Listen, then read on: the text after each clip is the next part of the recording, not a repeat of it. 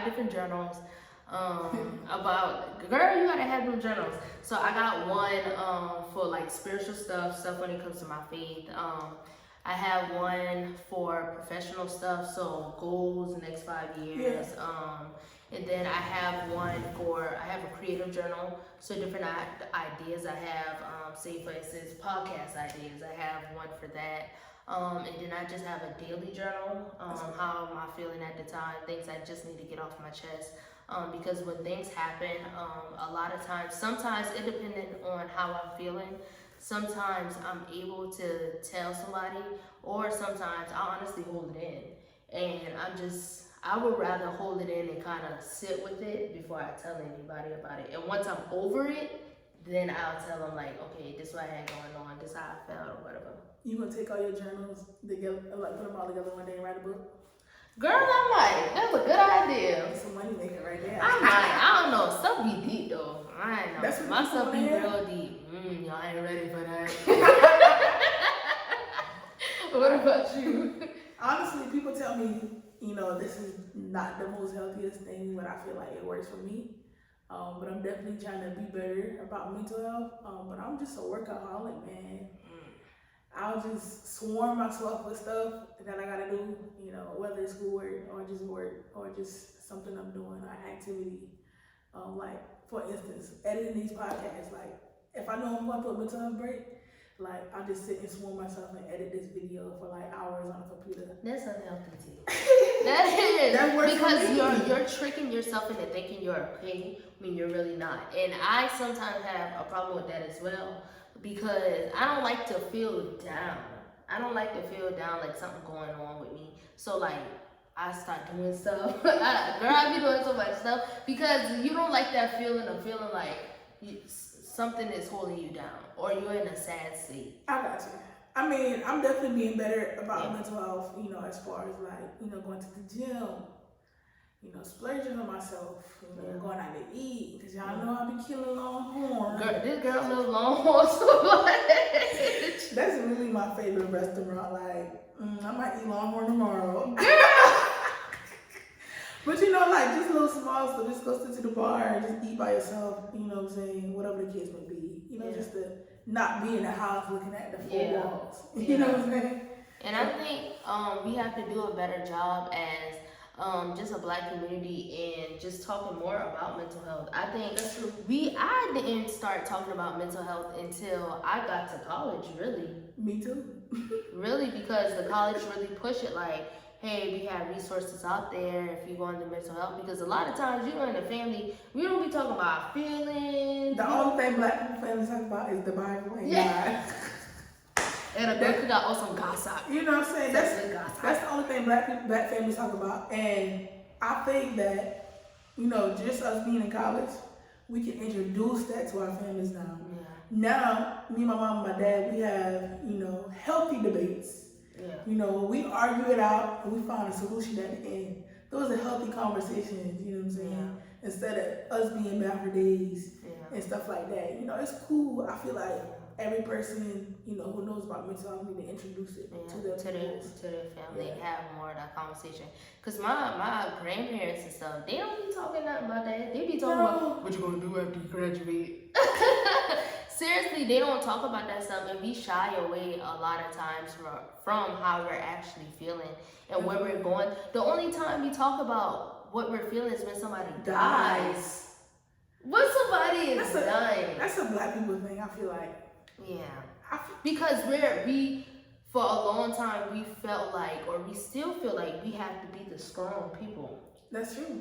We have to. They always been that. Even back in history, we always been the strongest people. And that over generations have just carried on in the households. But we really have to do a better job of talking about our mental health, and telling our people, or our family, and introducing, like you said, introducing them to the topic. Like, yo, this is what depression looks like, because they know what it is, but they don't know how it look. Right, they don't know the boundaries of it. You know what I'm saying? And they don't know how to deal with it as well, because a lot of people is killing themselves.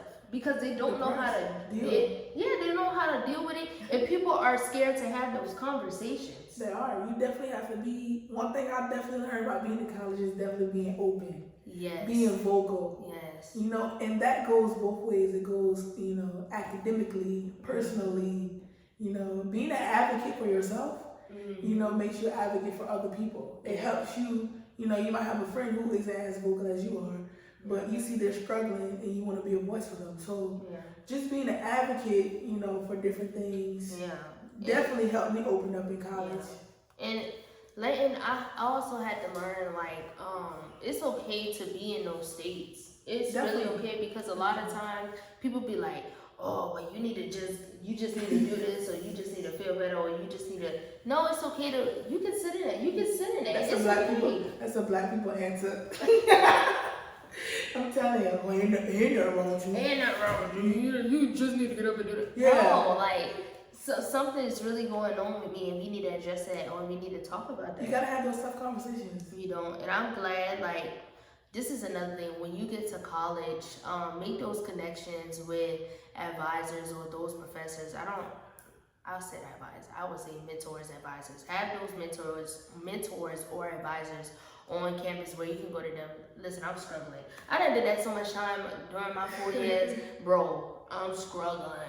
And sometimes I just go in that office. You need to have people where you can go in the office and just let them have it. Right. Let them have it, and they don't say nothing.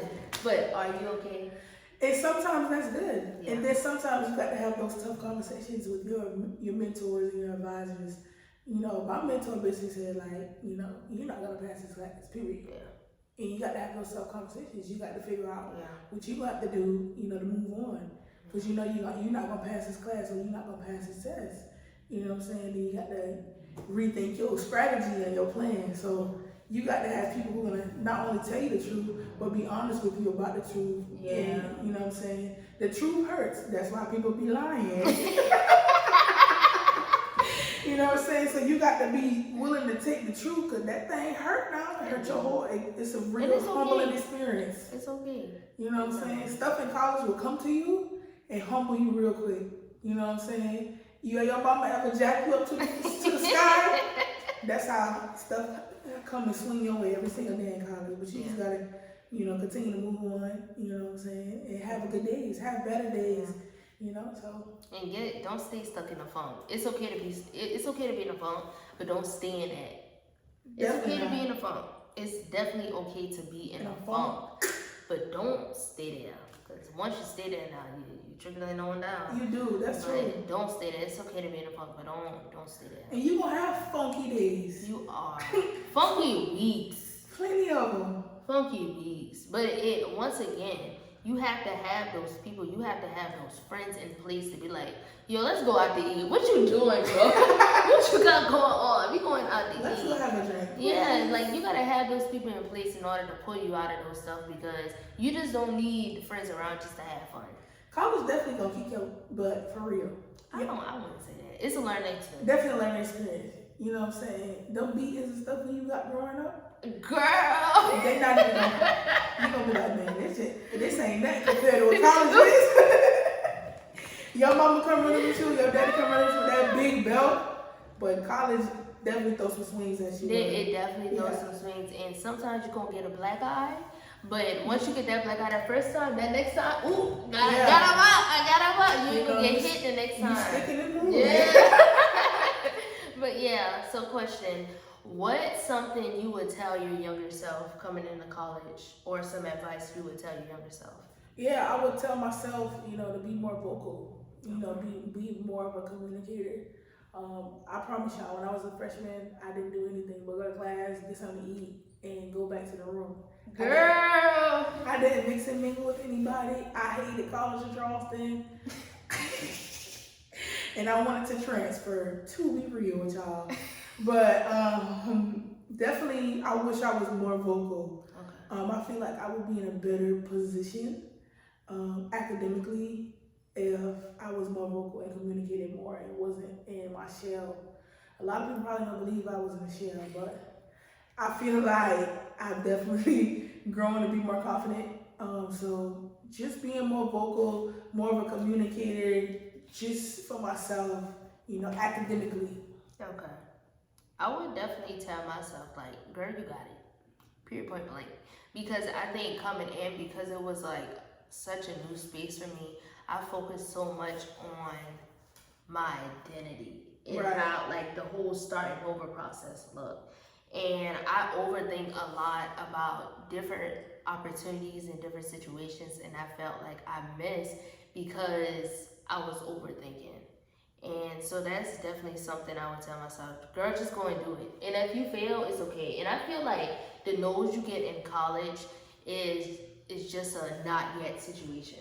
Right. It's definitely just a not yet situations because some things that you go after, you don't need to be there, honestly. And I had to learn that. I mean, look at it and be like, dang, I wish I got this or I wish I got that. But sometimes you learn in the long run, it wasn't for you.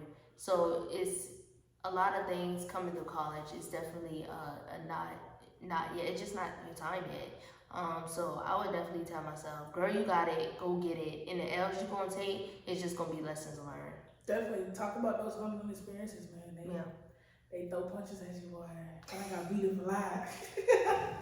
All right, question. Let's switch gears. So, what are top 3 things or top 3 changes that you like about yourself now that you wasn't quite doing or didn't quite experience when you first came to college? Something I didn't like that I first came in that I like now. Yeah. You know what I mean. I would definitely say just how much I've grown. Coming in college, I thought the person I was then is what I wanted to be. Like in 4 years, yeah, in all be all.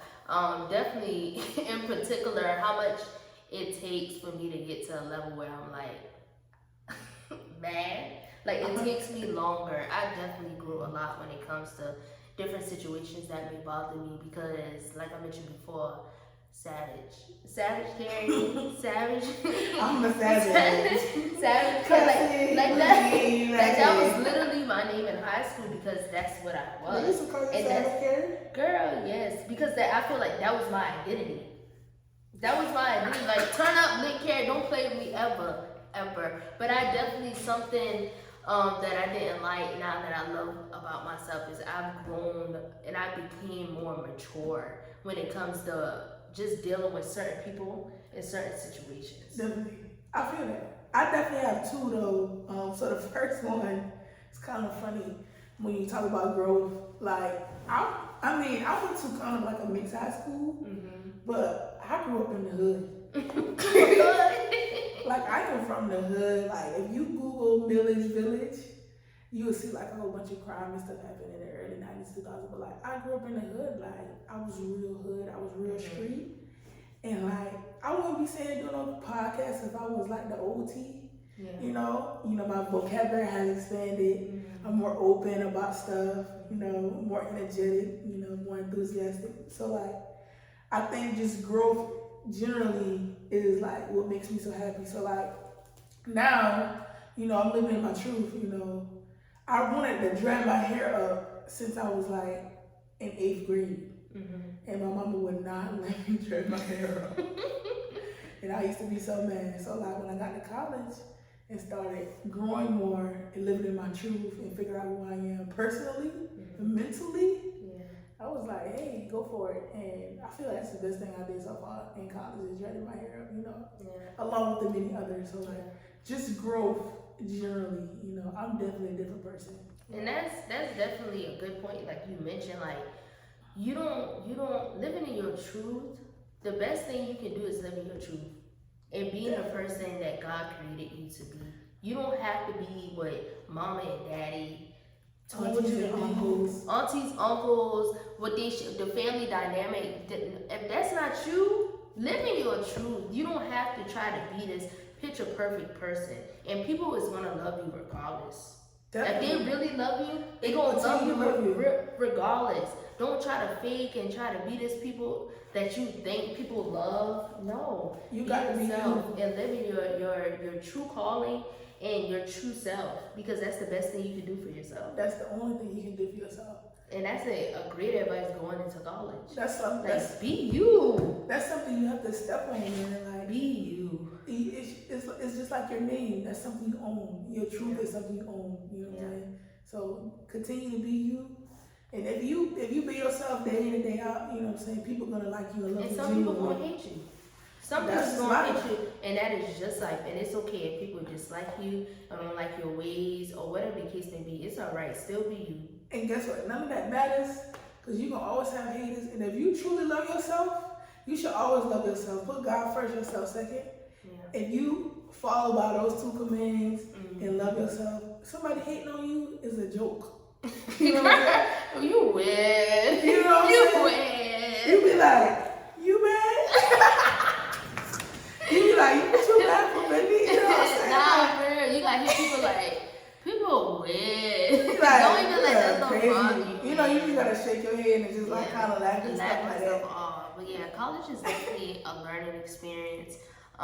Don't be afraid to grow into that new person. Don't try to hold on to what you thought, who you thought you were back then. Just kind of go through the motions, experience, change, grow. Don't be afraid of the new chapter that you're about to go into. Yeah, man, this was definitely a deep dialogue. It was deep. I definitely hope y'all got something from it. You know what I'm saying? We're not no experts, but at all. We just go off experiences. You know what I'm saying? Everybody's experience and everybody's journey is gonna be different. But like, I hope that you guys, you know, are liking our podcast videos. Yeah. Continue to like, subscribe, and share. Follow us on Instagram. And if you haven't already seen episode 1, go back to see episode 1. What you gotta go watch it. Like it was a good dialogue and love relationships. Yeah. That's something like we all gonna be like getting into it. You already got it. And definitely in the comments, put what you want to hear us talk about, stuff you want us to dive into, just different ideas, because we want this to be a learning experience for both of us and you guys as well. Definitely a learning experience. So yeah, head back to episode 1 if you didn't already. And if you're finished with this, a new episode coming soon. And leave comments below, man. We want, like she said, we want to know what y'all thinking. If y'all like it, topics, questions. You know, we're here to answer everything, man. So make sure y'all go check it out. It's Queen Kids, the podcast. The podcast. Peace.